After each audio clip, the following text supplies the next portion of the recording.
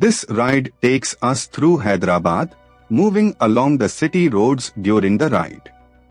The mood here is calm and focused, with the sound of the engine carrying us through the changing rhythm of the streets. Let the road unfold naturally as we settle into this stretch. A little further along, this part of the route shows a grounded side of Hyderabad, where everyday movement defines the street. Shops, side lanes, and passing vehicles build a sense of momentum, and the pace stays steady. It is the kind of stretch where the ride feels less like a destination and more like a continuous observation.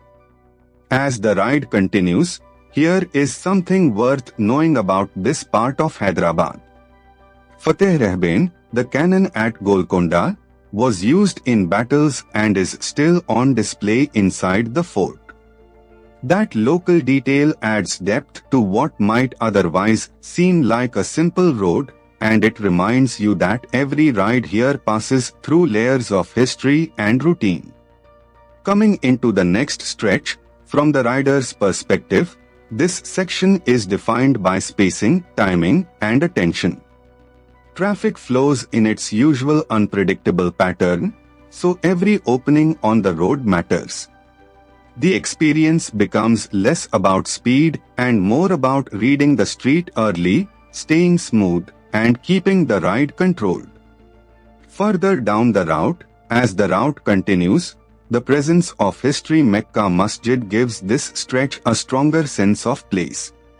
Landmarks like this help anchor the ride, because they turn a moving sequence of roads into something memorable.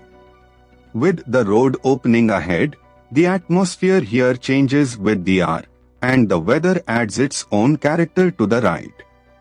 The road noise, light, and movement around the bike all combine into a very specific riding mood. That is what makes city POV footage work best when the narration supports the scene. As this ride through Hyderabad comes to a close, the journey may be simple, but the texture of the road, the city, and the ride itself is what makes it worth watching.